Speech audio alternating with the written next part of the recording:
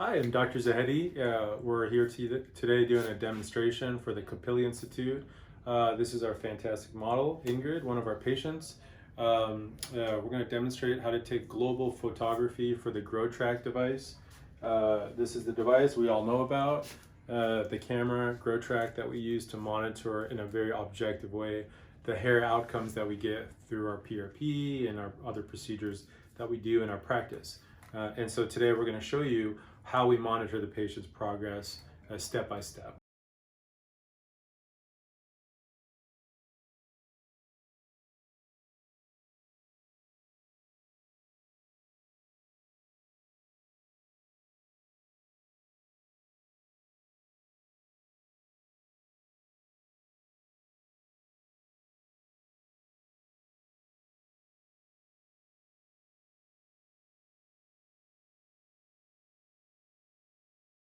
So step one for the global photography in this patient, in both male and female, is getting a perfect midline part. As you can see right now, she's slightly off, and we have a nice measuring device. We just use a flexible ruler, and you can come straight in the middle here and go straight up, and you could bend it a little bit, and you can see how she's off a little bit. So we're going to, very important, wet the hair. Both male and females need to make sure the hair is wet. We need to avoid using any hair products the day that they come in for the GroTrack analysis. And we want to make sure that the patients have a perfect midline part, because we're going to use that, as you'll see, to define the planes for when we do the different lobes of the scalp for the hair outcomes. Okay, so we're going to use our little nifty water device here. Get her a little bit wet. So here we are, we got our midline part. As you can see, nice and wet, matted down, very tight, pulled back with the angles of the hair. We want those going in the backward direction. We don't want anything falling down the face. You've got a nice midline part, clean, plain. We don't want any hair from this side coming over here or this side. So we want everything on the appropriate side. It's very important for the analysis that this area has no hair crossing across from it. Step two, we have a ruler again, okay? Now we're gonna take the ruler and we're gonna measure from the hairline, right in the middle, and we're gonna go back 1 inch. And that's gonna be our first point. So here's our hairline. She has a lot of vellus hairs, ignore those. Let's start really where the hairline starts, which is right here. And we're gonna come back 1 inch. And the key for all of this step is reproducibility. Whatever we do today for this particular patient, we need everything to be identical for every future hair analysis. And so that's really important to get a nice clear definition. So if, for example, in this particular patient, you decided to use the fuzzy hair as the hairline, right? You need to document that, and then you go 1 inch back from there. And you might have a different frontal. I wouldn't recommend doing that. I would recommend doing it from the thicker hair right here and then coming 1 inch back. But whatever you decide, you need to keep that the same for each and every hair analysis. So that's her point. So we'll mark in her progress note 1 inch posterior to the frontal long hair hairline. Position one is complete.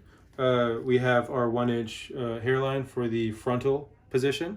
Now we're going to do position two, which is the crown in the back, and there's a technique that we're going to do to get to position two. So step one of that is using our ruler.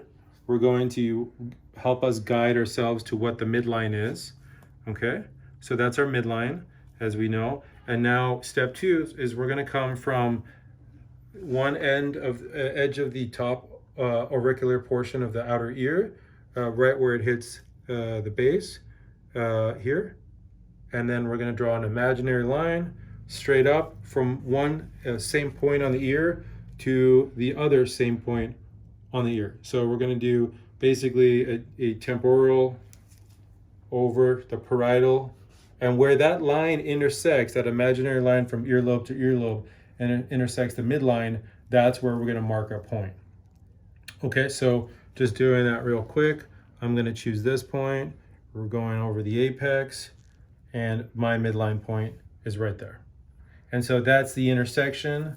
If I take this off, That's the intersection from this dimension going across, from here to here, coming up, and this midline dimension, and that's the intersection. So once again, here's her ear.